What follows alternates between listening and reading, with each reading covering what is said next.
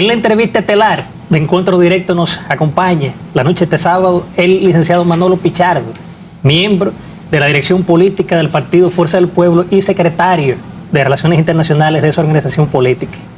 Licenciado Pichardo, bienvenido. ¿Cuánto tiempo? Mucho tiempo, Ramón, Karina, aquí a la orden de ustedes y el público. Mucho tiempo y muchos temas en el ámbito internacional que van salpicando de cerca para el país. Así es, sí, claro. Gracias, licenciado.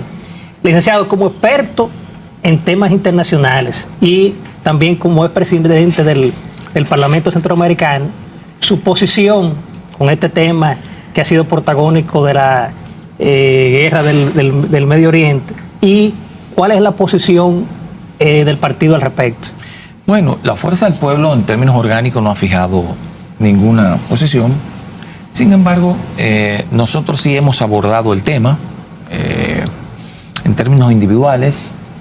Hemos hecho un análisis de lo que pasa en Medio Oriente. Hemos advertido al gobierno de que debió tomar medidas o anunciarle al país qué tipo de medidas se tomarían frente a un conflicto que pudiera tener consecuencias para la economía de la República Dominicana. Y lo decíamos en el momento del estallido de la crisis, debido a que, evidentemente, si la crisis escalaba, los precios del petróleo, del gas natural, en fin, iban a incrementarse y eso se iba a reflejar en la República Dominicana. Cuando lo decíamos todavía no había impactado en el precio de los carburantes, la crisis ya empezó a impactar. De hecho, para estos días hay una tremenda volatilidad en el precio de los combustibles, tanto el petróleo como del gas natural, en razón de que se han bombardeado refinerías importantes en Medio Oriente, tanto en Irán como en Israel, como en otros países del Golfo Pérsico, lo que ha generado una situación o va a generar ya una situación de desabastecimiento, además del cierre del estrecho de Hormuz, que está, diríamos, virtualmente cerrado.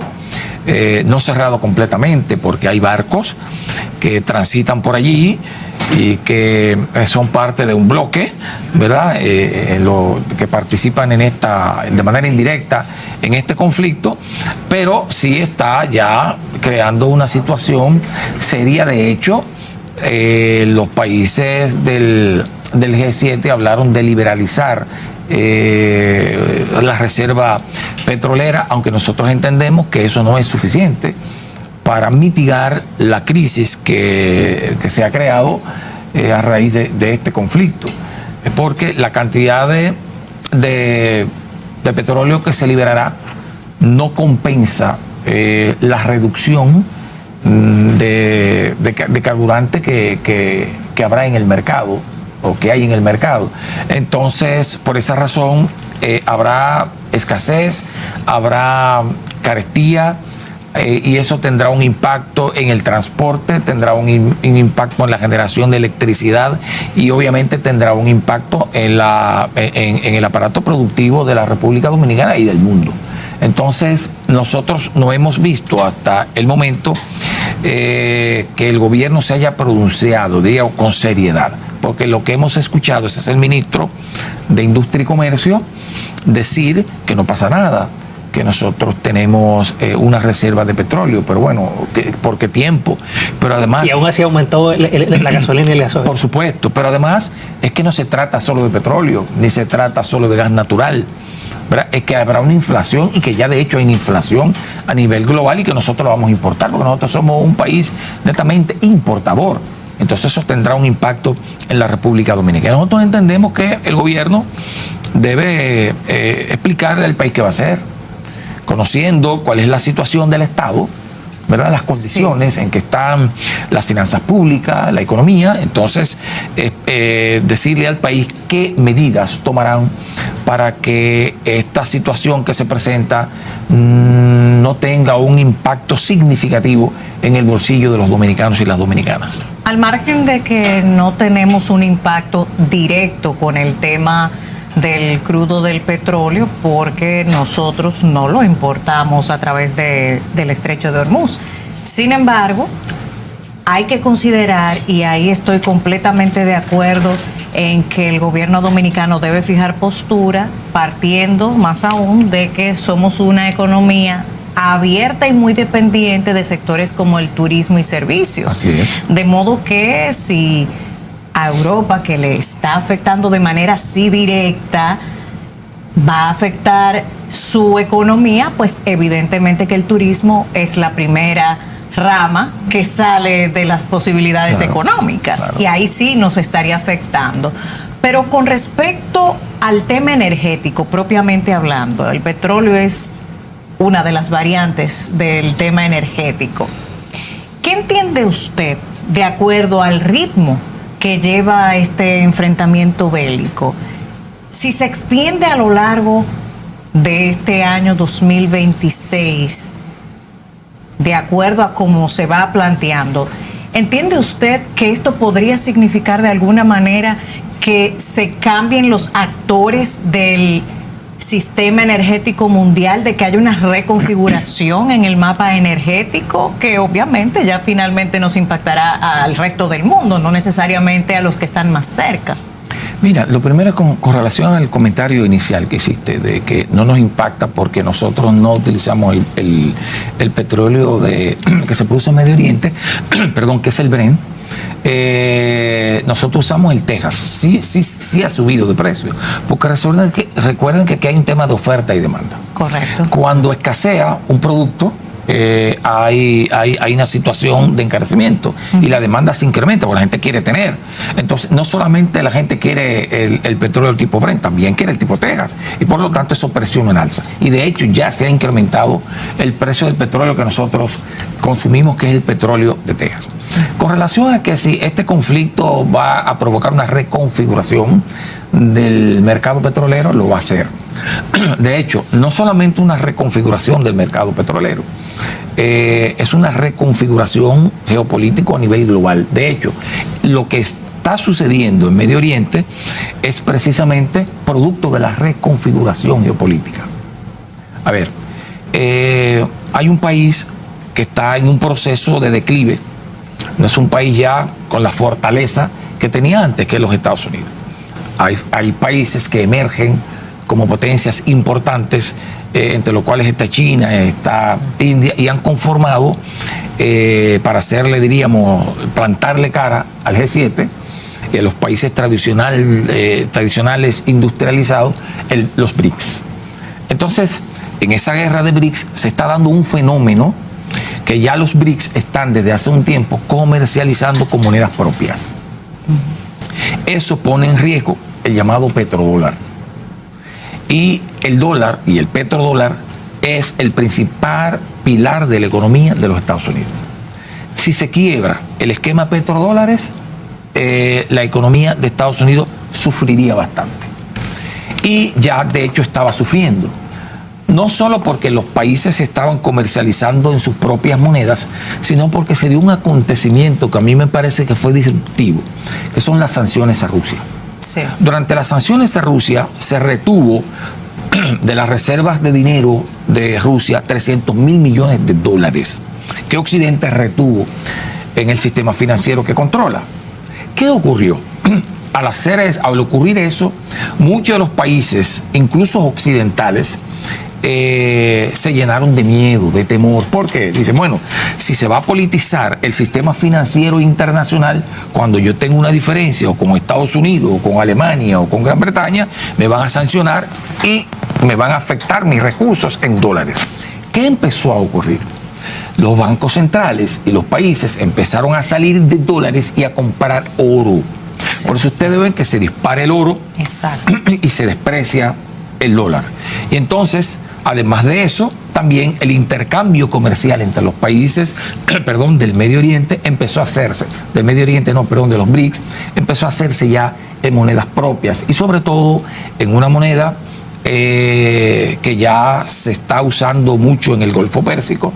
En el cierre del Hormuz, por ejemplo, Irán ha anunciado que para permitir que pasen los barcos va a cobrar una cuota de un 10% en yuanes, no en dólares. Entonces eso ya plantea una situación para los países occidentales y sobre todo para los Estados Unidos. Entonces, esta guerra, esta confrontación, no se trata de desarrollo de armas nucleares. Eso no es verdad, porque todo el mundo sabe, y la Organización Internacional de Armas Nucleares ha dicho que en Irán no se están produciendo, no se está enriqueciendo uranio capaz de producir un arma.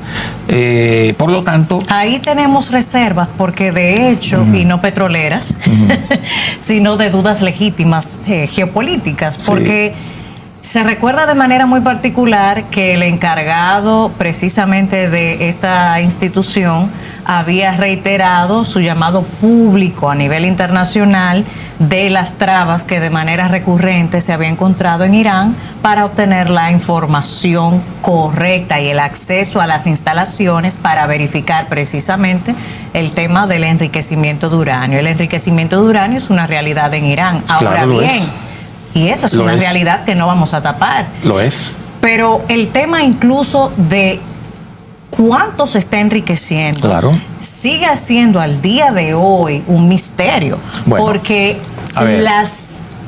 los entes reguladores, los supervisores internacionales ya han manifestado públicamente los obstáculos que no tienen una información concreta. Entonces, uno puede tener una duda legítima basada en esa realidad. De hecho, ellos manejan a nivel, por ejemplo, de su sistema legal y jurídico, una serie de premisas que son completamente diferentes a Occidente, de cómo nosotros manejamos. Por ejemplo, desde derechos humanos hasta cómo se comercia. Ellos tienen sus propias reglas y evidentemente eso es parte de su idiosincrasia y estructura, y ellos entienden eso. Pero ¿qué pasa? Cuando llega Occidente a la ecuación, entonces nunca van a dar los números. Otro punto es la conexión real de Irán en la región, en América Latina. De hecho, en Venezuela, ahí desde hace tiempo habían saltado las alarmas también.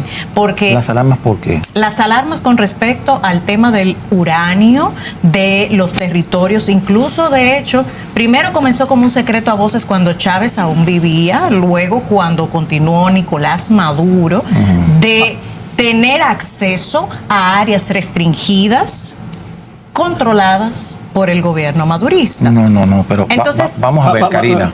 Mira, Karina, a ver. Los organismos confiables, porque una cosa es la propaganda mediática, seguro, y otra cosa es los organismos encargados de verificar. Los organismos encargados de verificar han dicho que no se está enriqueciendo uranio con propósitos de desarrollar armas nucleares. Eso lo han dicho y eso está claro en más. Bueno, ellos están basándose no en el dato, sino en el tema de que, por ejemplo, precisamente ahí viene el tema idiosincrásico y cultural, en el caso de Irán, ellos por un tema moral, de acuerdo a su cultura, no están de acuerdo en darle el uso al tema nuclear que teme Occidente en sentido general.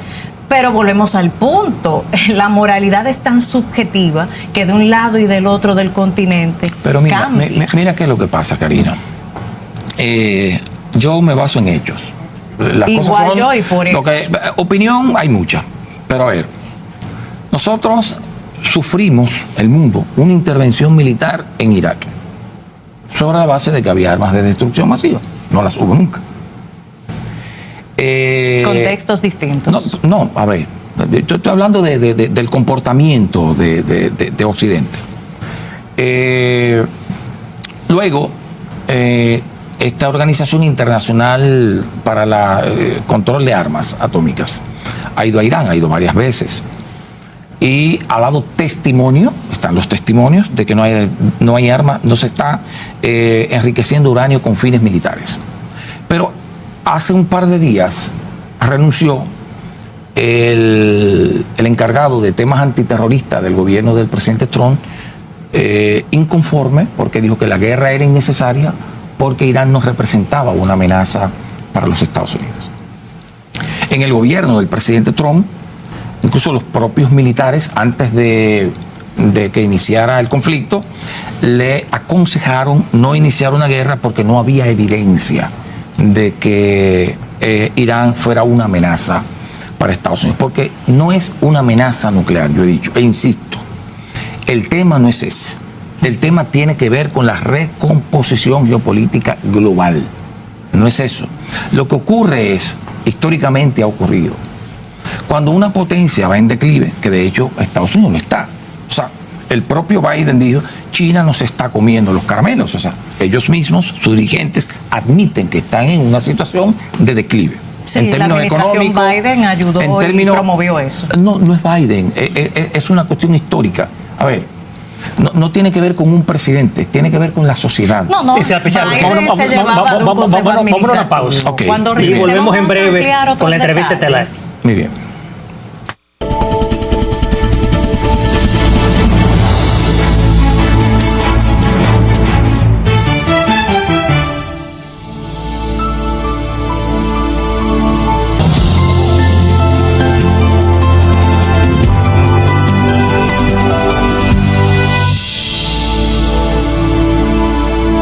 De regreso, Encuentro Directo, junto a nuestro invitado especial, el licenciado Manolo Pichardo, quien es miembro de la Dirección Política de la Fuerza del Pueblo y su secretario de Asuntos Internacionales. El mundo ha estado sumamente agitado en las últimas semanas, especialmente en el contexto bélico de Medio Oriente, el tema de la reconfiguración energética, el impacto para República Dominicana y en sentido general el mundo, el comercio, cadena de suministro, etcétera. Habíamos abordado una serie de elementos que forman parte de todo este escenario. Los contextos son muy importantes porque si lo vemos al margen, tal vez no nos da el mismo mensaje. Habíamos hablado del enriquecimiento de uranio en Irán, había información no necesariamente concluyente. Y obviamente cuando hay brechas, la mente es libre. Ahora bien, mencionó la renuncia recientemente, hace apenas unos días, del encargado antiterrorista en los Estados Unidos. Pero también dentro del contexto de lo que finalmente fue esa situación, desde hace meses el FBI tenía una investigación de este señor. Entonces, no estamos diciendo de que eso necesariamente haya llevado ahí. Lo que sí estamos diciendo es que hay que ver la letra pequeña de las cosas que pasan. Entonces, tomando en consideración todo esto, y de acuerdo a lo que usted nos planteó, de que es una reconfiguración geopolítica, teniendo una otrora potencia ascendente ahora en una posición de declive, bueno, vendría siendo como la trampa de Tucídides, ¿verdad? Exactamente, Y entonces hay un intercambio. Estamos en medio de la trampa de Tucídides, exactamente. Estando en Cuando la una trampa, potencia va en declive y otra emerge, hay una confrontación violenta. Estamos en ese momento. justo ahora. Entonces, partiendo de esta premisa, siendo que China sería entonces la potencia emergente en cuestión, hemos observado que en medio del escándalo del cierre del estrecho de Hormuz, todo lo que eso generó asfixiando economías prácticamente de inmediato, pero también se obtuvo la información de que habían embarcaciones que se atribuían a China sacando cantidades importantes de petróleo del estrecho de Hormuz. Como una manera, porque hay que recordar que hay una dependencia casi total de este petróleo por parte de China. Claro. Entonces, No es casi total, es de un 30%. tenía entendido que era mayor. No, Y de es Japón un 82%. Sí, hasta de Australia. Australia tiene una dependencia también, o sea, es complicado lo del estrecho de Hormuz. Pero tú tienes razón en lo que tiene que ver con que el estrecho de Hormuz no está cerrado en realidad. Está cerrado para ciertos países porque hay una guerra. En la guerra, lo que han hecho los iraníes, de hecho, no es escondido. Le han dicho a los amigos de los que me están bombardeando, yo le voy a cobrar en yuanes para dejarlo pasar. Si no, no pasan, porque están apoyando a quien me está bombardeando, es la guerra. Entonces, ¿a quiénes son sus, diríamos, aliados estratégicos de Irán? Bueno, China, Rusia, están en los BRICS, juntos. Todos están en los BRICS. Entonces, obviamente, como son parte de un bloque, ciertamente, la información que se tiene es que están pasando barcos de esos países. están pasando incluso de la India, porque India hace poco hizo un acuerdo con Trump, ¿verdad?, para que dejara de comprarle petróleo. Bueno, se supone que esa fue la propuesta, dejar de comprarle petróleo a Rusia y hacer un acuerdo comercial con ellos. Pero ya, bueno, se rompió, porque ahora con el tema del gas y del petróleo, necesitan petróleo urgentemente del Golfo, y entonces están negociando ahora con Irán para que dejen pasar los barcos, y me parece que ya hay un acuerdo para dejar pasar los barcos, y los barcos de Irán también, perdón, los barcos de India, para que le suministren combustible a ellos. Entonces, y Rusia con Estados Unidos también. ¿Cómo es? Y Rusia con Estados Unidos también. ¿En qué sentido? En el sentido también energético, porque tengo entendido, y ahí es donde viene el tema de la guerra. La guerra, a los ojos del público en sentido general, ve lo que una bomba puede hacer, pero dentro, en la parte de los negocios, eso es lo último que uno se entera. No, y esa es la bomba más grande. Efectivamente, la que no suena. La que no suena es la más peligrosa. Esa es la bomba más grande. Y tengo entendido de que Rusia llegó a un acuerdo, o está al menos ya casi logrando con Estados Unidos, para que haya un intercambio comercial, precisamente en el contexto de urgencia que esto ha suscitado, para que Estados Unidos reciba de Rusia. Ahora, esto obviamente no ha salido de manera oficial, sino que están en negociaciones, no que han llegado a un acuerdo. Entonces puede ser una respuesta a lo que usted dice, que como hay conformado un grupo de intereses con Rusia, China e Irán. Hay dos bloques, está en bloque por ese, y está por otro lado el bloque del G7. Correcto. O sea, está Occidente y como le llamamos, el sur global de otro lado. El sur global por un lado y el G7 por otro, disputándose la hegemonía global. Esa es la razón de esta guerra. Y en el patio, ahora, muy en la esquina, la Unión Europea. Pasando a otro tema. ¿Usted cree que, por ejemplo, y siguiendo con el tema económico, ¿usted cree que la economía realmente está blindada, como sugieren algunos funcionarios? No está blindada porque, a ver, el gobierno pronosticó, incluso algunos organismos internacionales, que la economía para el 2025 iba a crecer entre 4.5 y 5%. Crecimos 2.1%. Lo que quiere decir que no estamos blindados. O sea, hay una desaceleración de la economía en la República Dominicana. Y no solamente una desaceleración de la economía, sino también una inflación que, aunque se encuentra en el rango meta, ¿verdad?, está por encima de la inflación de todos los países de nuestra región. Fíjate qué contraste. Por un lado, crecimos menos que todos los países de la región, pero tuvimos una inflación mayor que toda la región, que todos los países. Por ejemplo, Nicaragua creció más que República Dominicana, creció El Salvador, creció Guatemala, creció Honduras, creció Panamá, todos crecieron más. Pero todos tuvieron, absolutamente todos, menos inflación que la República Dominicana. O sea, eso te quiere decir que este gobierno está gestionando la economía en la República Dominicana de manera muy torpe. Por lo tanto, si no han sido capaces de gestionar con éxito la economía en una situación, diríamos, de tranquilidad global, ahora con esta crisis, yo me imagino que será peor. O sea, la realidad que tiene el país en este momento, el tema bélico es algo que acaba de entrar, pero antes de que se introdujera ese parámetro que usted acaba de traer a colación, ya la economía estaba presentando problemas en la República Dominicana. Desaceleración económica, aceleración de empréstitos millonarios para cuenta corriente. Así es. Entonces, partiendo de esa realidad que ya tenemos, estamos en el mes de marzo, ya vamos a camino de cerrar el primer trimestre del año. ¿Qué entiende usted que podría ser una proyección lo más próximo a la realidad de acuerdo a este contexto para la economía dominicana para el primer y segundo trimestre del año en términos de crecimiento? Porque sabemos que la inflación se traga cualquier asomo de crecimiento. Así es. Bueno, si sigue la escalada en el conflicto, a ver, tendremos precios de combustible más caros. Ya hay un problema inflacionario. Pero también los ingresos al país disminuirán. ¿Por qué? Si tú tienes inflación en Estados Unidos, nuestro principal mercado de exportación, las exportaciones van a disminuir, porque los estadounidenses tendrán menor capacidad de compra, por un lado. Por otro lado, las remesas van a disminuir, porque los dominicanos que envían 10.000 millones de dólares a la República Dominicana todos los años van a mandar menos. El que mande $100 va a mandar 50. Porque tiene que sobrevivir allá. Exacto. Entonces las remesas van a disminuir también. Pero el turismo, que es otro pilar de la economía. Estamos hablando de los 3 pilares que sostiene la economía de la República Dominicana. El turismo. Bueno, si hay una crisis en Estados Unidos, menos personas van a venir a la República Dominicana. Y sabemos que los turistas que más vienen a la República Dominicana son estadounidenses. Pero de donde vengan, va a haber crisis en todas partes.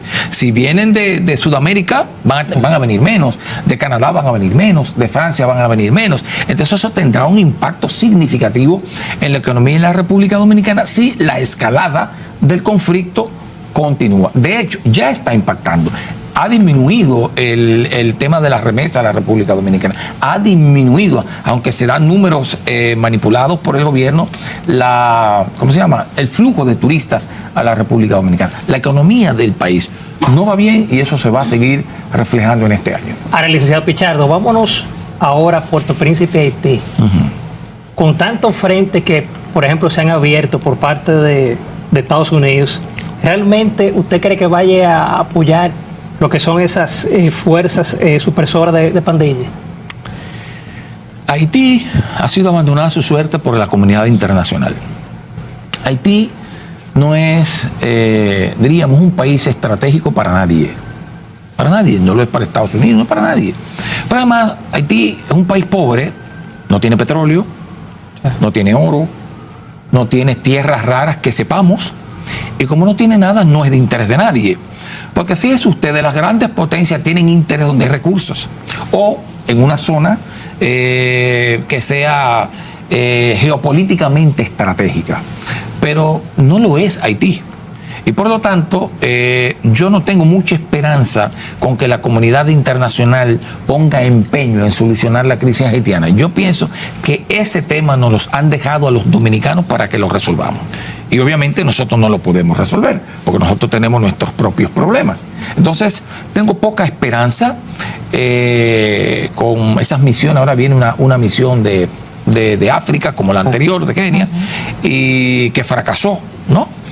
Porque esas misiones van a fracasar todas. Seguro. Porque primero, para resolver el problema haitiano, lo primero es que hay que activar el aparato productivo. Si usted no produce riqueza, usted no va a solucionar los problemas sociales, ni va a solucionar los problemas de carácter político. El verdadero problema es que se está manejando en forma de espiral.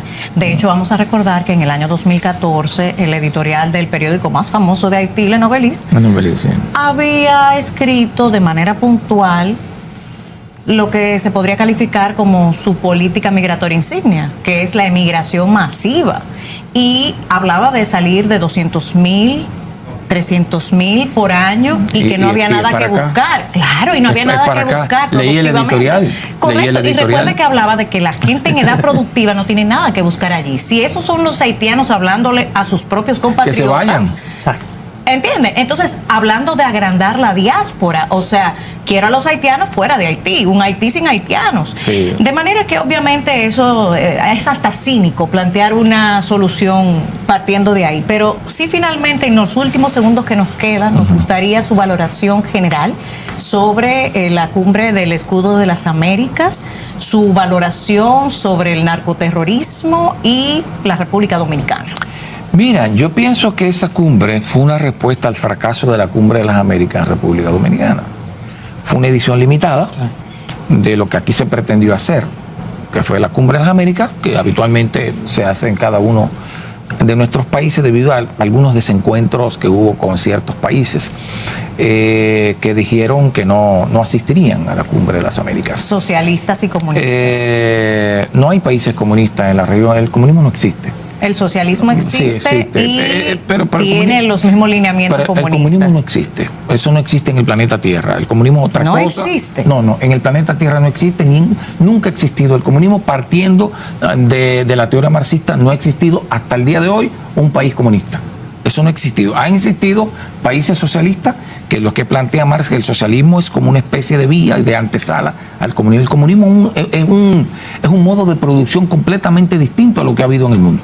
Hay una especie de socialismo en algunos países, como en China, como en Vietnam, como ensayos, no como en Cuba y en otros países. En Nicaragua. En Nicaragua no hay socialismo, en Nicaragua hay capitalismo.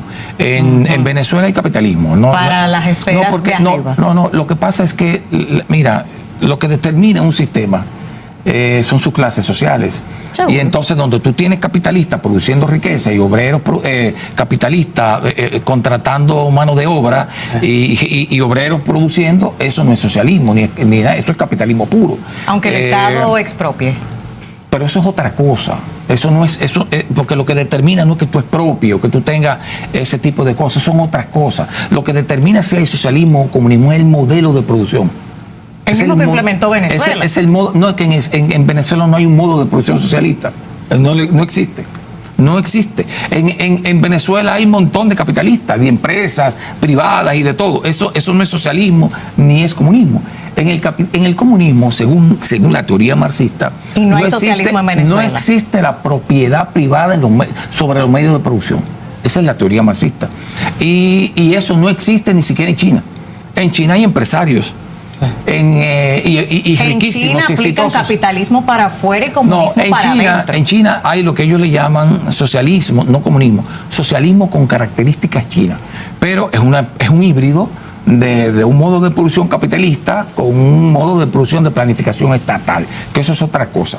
Pero comunismo como tal, partiendo de la teoría marxista, en el mundo no existe ni nunca ha existido hasta el día de hoy. Ni en Norcorea, bien. No, tampoco. Comunismo no, propiamente comunismo no existe. No, porque los comunistas por lo general dicen que nunca se ha llegado al ideal marxista, y si hubiese llegado. No, lo que pasa es que lo que determina que un país es capitalista o que es un modo de producción feudal son las relaciones de producción.